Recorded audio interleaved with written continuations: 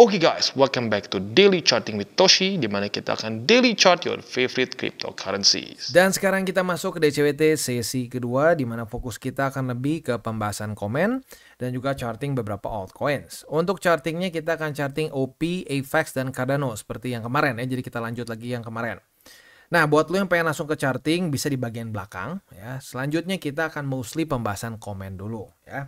Nah, tetapi sebelum kita masuk ke pembahasan komen, reminder penting, ini adalah beberapa data terakhir di minggu ini. Setelah itu Sabtu Minggu ya, kita lebih fokus ke TA aja begitu, karena Sabtu Minggu biasanya gak ada bintang 3 ya. Oke, jadi siap-siap nanti malam jam 9.45 atau jam 10 kurang 15 menit akan keluar dua data penting, yaitu S&P Global US Manufacturing PMI dan juga Services PMI. Ya, jadi siap-siap. Ada possibility bisa terjadi volatility yang lumayan di jam-jam segitu ya. Jadi buat lo yang punya posisi futures dekat-dekat jam segitu ya, mau long, mau short, pertimbangkan tuh tutup posisi, apalagi kalau lo konservatif. Kalau lo agresif, mau pertahankan posisi nggak apa-apa, mau ride the waves ya boleh, tapi pertimbangkan punya SL gitu ya. Oke, langsung aja kita masuk ke pembahasan komen. Yang pertama dari Sini Ciwang ya, Sini Ciwang. Aduh, nyesel nggak ikut kata Kotoshi, malah 70% di ETH, BTC malah makin naik. Harusnya 90% BTC, mungkin ya altcoinsnya hanya 10. Ya sebenarnya gini ya, kalau gua pribadi sih ya 70-30 sebenarnya udah lumayan cukup begitu. Tapi mau 90-10 ya boleh-boleh aja buat lo yang merasa lebih konservatif lagi, boleh begitu. Jadi aturan 70-30 tuh pedoman.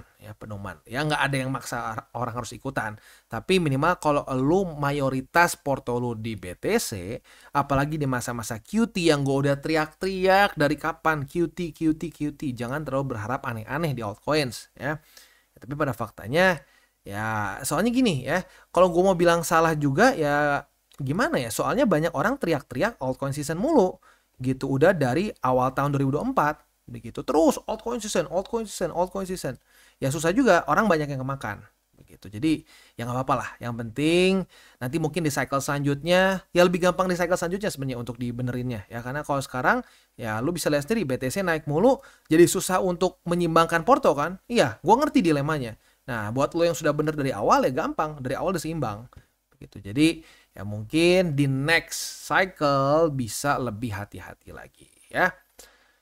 Next, dari Sutris03, portofolio hancur kena alt dan meme coin. Ya lagi-lagi ya, ini masih temanya sama ya. Jadi memang altcoins dan meme coins ini kalau sekarang jujur udah mendingan loh bro, udah mendingan jauh ya. Lu bandingin sama zaman-zaman di ini ya, zaman-zaman April lah ya, April sampai ke September awal. Waduh, ini lebih hancur ya, lebih hancur. Nah, sekarang udah lumayan, adalah ya meme coins yang udah lumayan sedikit lebih naik begitu. Ya nggak apa-apa lah, jadi pembelajaran ini ya. Ya makanya ini pentingnya sekali lagi punya rasio yang tepat untuk portofolio ya. Karena BTC itu adalah fondasi. Kalau fondasinya berantakan ya ujung-ujungnya akan gampang rubuh begitu ya. Oke, next. Dari Sunrise, kalau aku porto 100% BTC, no alt, no meme coin. Karena gua hanya karyawan dengan gaji UMR dan BTC merupakan aset pensiun gua sebagai seorang karyawan. Daripada berharap sama BPJS, lebih baik invest BTC. Wah, mantap ya. Persetan dengan TA, lebih ke DCA murni berarti ya. Mau harga naik, turun, gua nggak peduli, tiap bulan beli buat 20 tahun ke depan. Percaya atau enggak? Percaya atau enggak? Ini hasilnya akan lebih bagus dibandingin orang yang TA-nya setengah matang. Jadi ini bagus ya untuk Bro Sunrise. Kalau lu udah putusin seperti ini, jangan jangan tergoda ya. Nanti saat udah mulai altcoin season, di situ akan banyak sekali godaan-godaan buat lu. BTC-nya inilah, pindahin aja nih, katanya ini bisa 1000x, bisa berapa, wah nanti ada macam-macam lah ya, ada yang bilang komunitas kita kuat, ada yang bilang nanti oh ini akan mengalahkan BTC dan seterusnya. In the short term mungkin aja, tapi di cycle selanjutnya ya very different ceritanya. Dan ini berdasarkan pengalaman gue sendiri.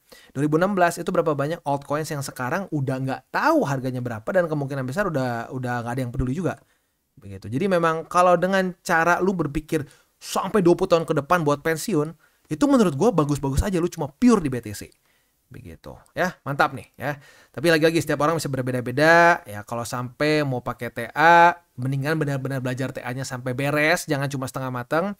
Karena ya kalau disuruh tanya gitu ya, orang yang setengah matang TA sama yang DCA murni yang nggak ngerti TA, benar-benar persetan TA, menurut gue bisa lebih profitable orang yang persetan TA tapi konsisten terus gitu ya. Mantap. Next. Dari Link Solihin, saya umur 47, siap belajar dari channel ini. Wah, mantap ya, makin banyak nih yang senior-senior nih. Kemarin ada yang umur 50, ini ada yang 47 ya. Mantap nih, gue suka banget orang-orang yang nggak pernah capek untuk belajar. Luar biasa. Next dari Ayano, bener bang, aku mantap masih minus 70%-an, masuk 2 juta, alt lain ke BNB, Sol udah pada naik. Bener kata Bang Toshi, kalau salah pilih alt bakal susah recovery-nya. Yes. Dan suka nggak suka ini gue akan langsung straight aja ke lo ya, bahwa altcoins itu memang ada hoki-hokiannya. Begitu sama kayak memes, ada hoki-hokiannya. Kayak contoh Polygon.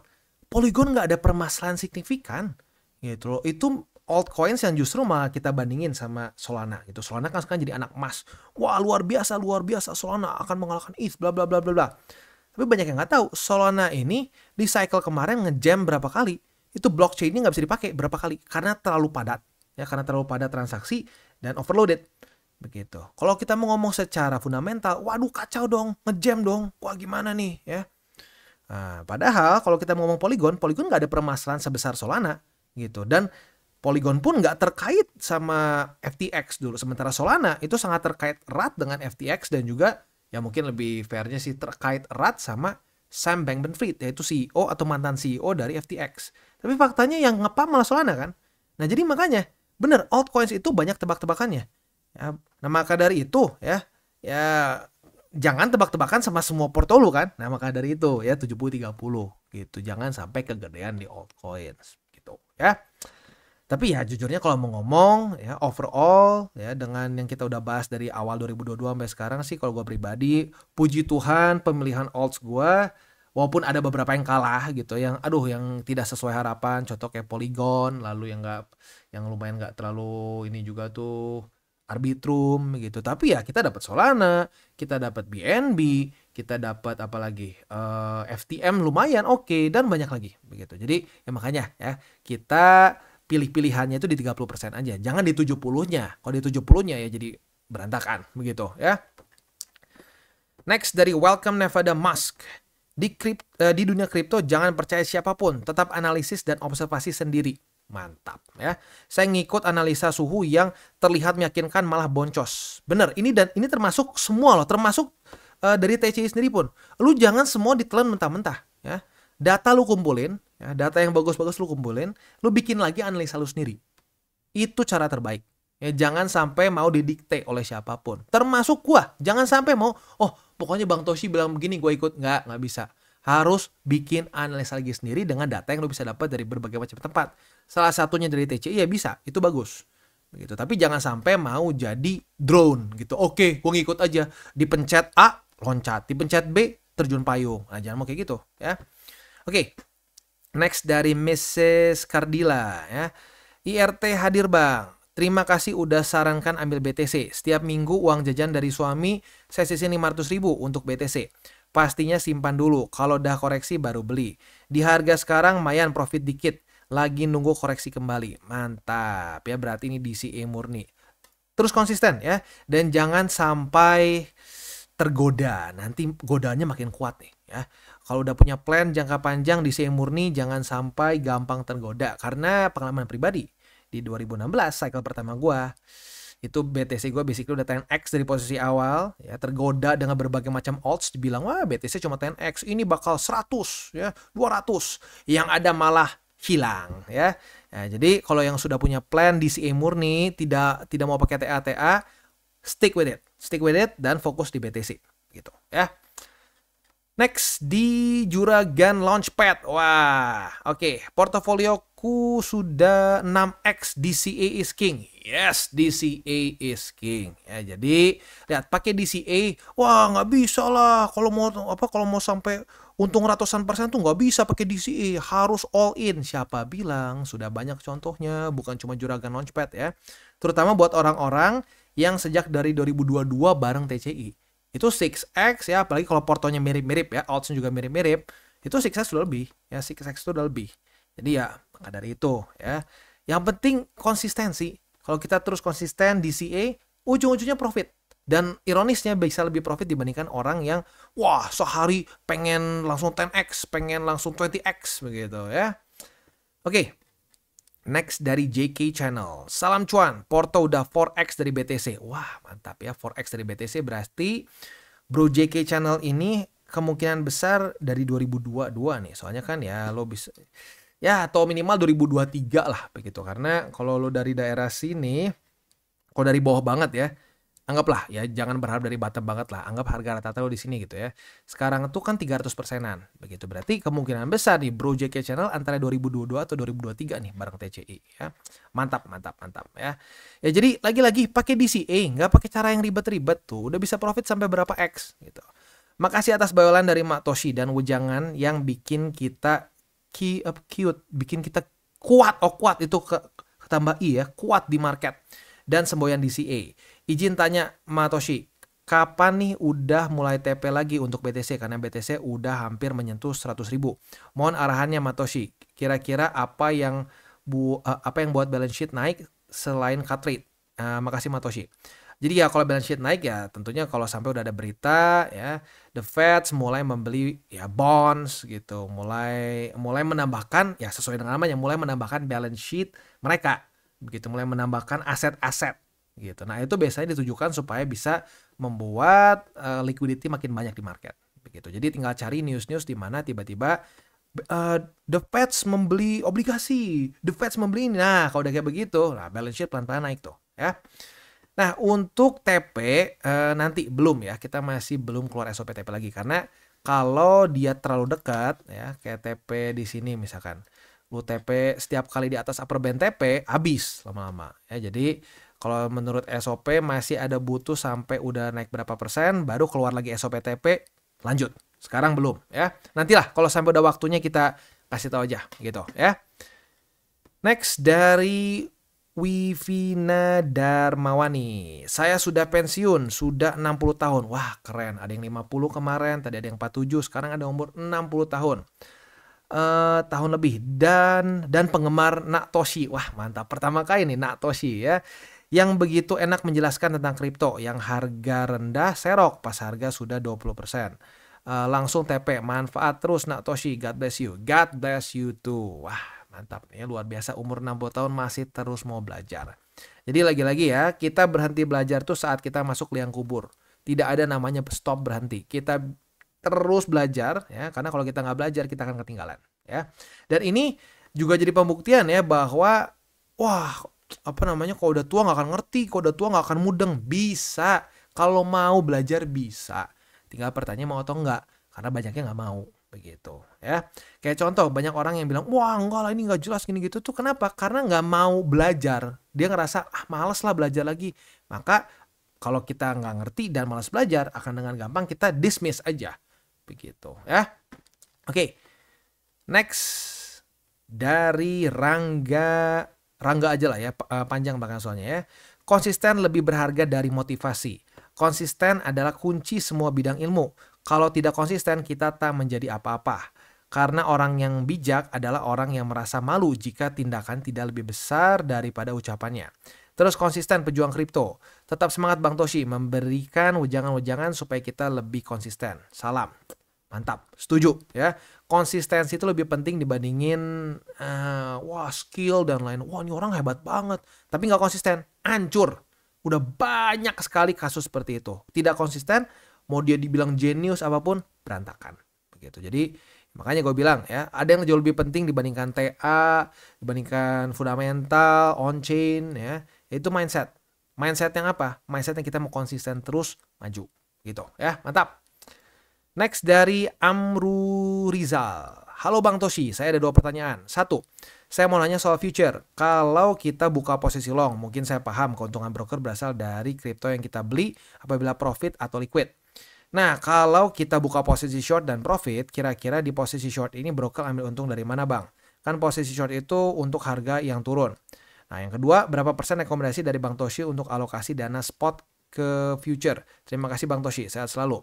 Untuk yang pertama, jawabannya adalah sebenarnya gini, saat lu buka posisi, ini jawaban yang ininya ya, yang by the rule-nya seperti ini ya. Dari fee, setiap lu buka posisi itu selalu ada fee yang diambil oleh penyelenggara. Bisa broker, bisa exchanger. Kalau ini kan bentuknya future ya, dan kalau gua asumsinya langsung perpetual future, karena kalau orang kripto biasanya langsung mikirnya perpetual, bukan yang future yang ada deadline-nya begitu. Kalau itu lebih dekat ke option ya. Tapi untuk di exchanger ya berarti kan ada fee yang mereka ambil, mau long mau short, itu profitnya ya. Yang kedua adalah ya kita suka nggak suka, memang ya exchanger ini pasti akan ngebandar.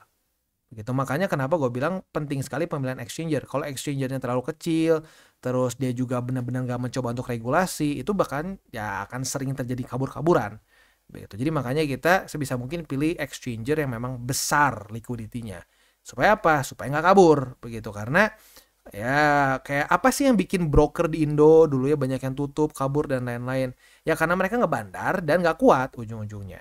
Oh bang, tapi bukannya kalau soal regulasi itu nanti dikirim ke LP ya. Si posisi yang misalkan apa namanya, si posisi-posisinya ini ditaruh di LP gitu supaya nggak bangkrut. Ya LP itu apa? Liquidity provider. Oke, dia mau provide apa? Liquidity. Artinya apa? Dia ngebikin kita bisa buka posisi kan? Ya itu ngebandar sebenarnya. Ya jadi ya at the end of the day, kenapa mereka masih bisa terus bertahan? Statistiknya orang banyaknya kalah. Begitu. Lo lihat kan harga-harga likuidasi tuh. Kita sering bahas kalau lagi banyak yang kena squeeze ya, long squeeze maupun short squeeze. Nah, jadi itu jumlahnya sangat besar dan ya itu menyebabkan kenapa tetap ada yang mau jadi liquidity provider. Begitu. Tetap ada yang mau jadi bandar di exchanger begitu. Karena kalau kita ngomongin soal posisi nih ya, ada posisi order book futures maupun order book spot. Itu nggak semua karena orang buka posisi di situ ya. Sekarang gue tanya, lu pakai TA nih ya, lu pakai TA, misalkan ada resisten, kita anggap ada resisten besar di 100.000 misalkan ya, semua ngeliat itu sebagai resisten. Nah, siapa orang yang mau gila-gilaan buka posisi spot dengan jumlah sangat besar di situ? Kebanyakan nggak akan ada yang mau lakukan kalau partisipan yang pakai logika gitu kan. Nah, itu berarti siapa yang punya posisi kesannya di situ untuk menutup kalau sampai ada yang mau jual? Siapa yang mau jadi exit liquidity? Nah, itu adalah para LP. Alias kasarnya bandar. Begitu. Nah, jadi bandar itu menutupi kekosongan order book.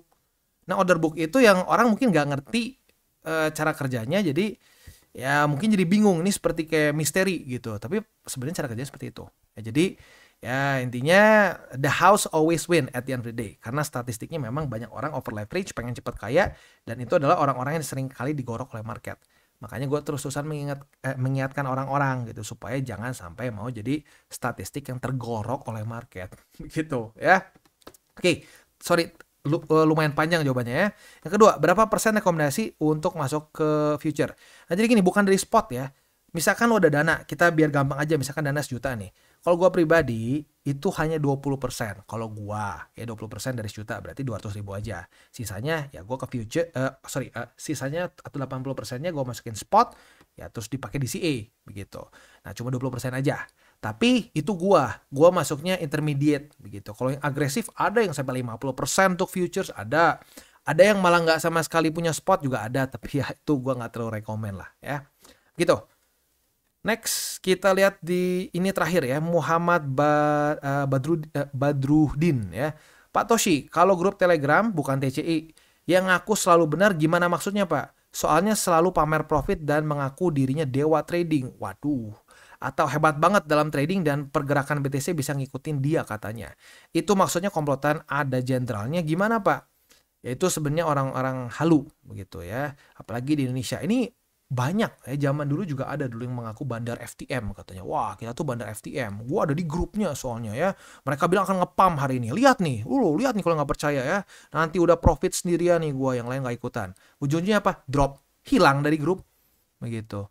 Nah, jadi akan banyak sekali orang-orang halu yang bilang akan bisa mengontrol market. Bahkan sekarang pun gue masih berani ngomong, Larry Fink yang punya technically inilah CEO, founder lah dari BlackRock, itu pun dia masih belum bisa mengontrol Bitcoin. Begitu menurut gue. Kenapa? Karena it's very decentralized. Begitu. Dan banyak dan udah sangat sirkulasi BTC ini udah sangat terpisah-pisah gitu, nggak cuma dalam satu pegangan orang aja.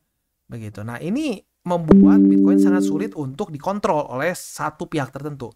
Nah, jadi kalau sampai ada orang yang mau bilang, wah BTC saya bisa gerakan, Larry Fink aja masih belum bisa benar-benar mengontrol 100% Bitcoin. Kalau dia bikin sedikit ada volatility bisa lah ya, kayak kemarin misalkan, optionnya dibuka ya, trading option dibuka langsung terjadi volatility. Tapi dibilang, turun sekarang, boom, naik sekarang, naik, belum bisa Larry Fink. Dan kemungkinan besar sulit gitu, karena semakin banyaknya orang yang mau BTC akan rebutan begitu. Nah, jadi kalau sampai ada yang pura-pura mengaku bilang, lihat nih BTC saya suruh turun-turun, suruh naik-naik, itu sama aja kayak zaman dulu ya. Ada dukun lah ya, disebutnya dukun mungkin ya, yang kayak zaman dulu tuh mukanya kayak sedikit kayak India gendut banget ya, sedikit kayak Jabba the Hutt ya, kalau nonton Star Wars tahu ya, bentuknya gede ya. Dia duduk, dia masukin duit ke sarung dia, didudukin ya, udah gitu nanti digandakan duitnya. Nah, kayak gitulah tipe-tipenya ya. Wah, sakti nih, sakti. Bangke lah semua yang seperti itu ya. Oke, sekarang kita akan masuk ke buy limit. Takut kelamaan, langsung aja kita masuk ke OP, AVAX, dan Cardano. Tapi sebelum kita masuk, seperti biasa gue akan disclaimer dulu bahwa semua konten dari TCI bukan financial advice. Ini semua bentuknya adalah edukasi. Lalu bagaimana cara untuk mendukung TCI? Ada banyak caranya. Lu bisa like our video, bisa share our video, atau juga bisa menggunakan link referral kita di bawah. Nah, sekarang kita akan dengar dulu pesan-pesan dari sponsor kita pada hari ini. Oke, today's video is brought to you by CoinX. Dimana di CoinX ini kita bisa melakukan berbagai macam hal. Cocok untuk newbies sampai ke advance. Untuk para newbies bisa menggunakan swap di sini ya. Di swap di sini simple banget, lu jadi nggak perlu TA sama sekali. Untuk yang DCA murni cocok untuk menggunakan swap ya. Tinggal kalian pilih stablecoin mana yang kalian mau pakai. Contohnya pakai USDT aja. Nah, kalau untuk yang DCA murni gue sarankan sih ya BTC atau Ethereum aja ya. Jangan di luar dari dua itu. Karena ya kalau untuk DCA murni lebih amannya di dua aset itu. Karena yang lain-lain bisa extra volatile ya. Lalu buat lo intermediate di sini ada spot trading ya.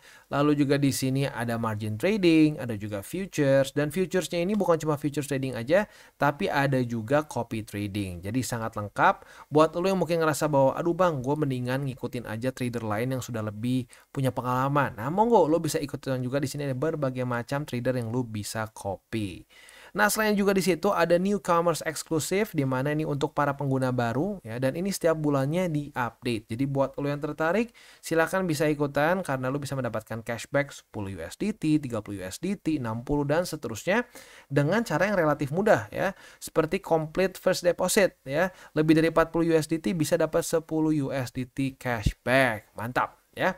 Nah, selain juga di situ kita bisa earning aset yang sudah kita beli. Misalkan kita sudah akumulasi BTC, Ethereum, dan berbagai macam altcoins lain ya.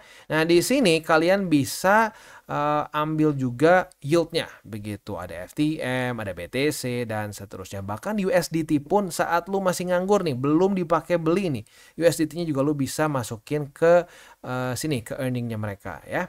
Oke, jadi kurang lebih seperti itu untuk CoinX ya. Selanjutnya, buat lo yang belum punya akun di CoinX, pertimbangkan untuk menggunakan link referral kita di bawah dan mulai trade di CoinX. Kita masuk ke OP.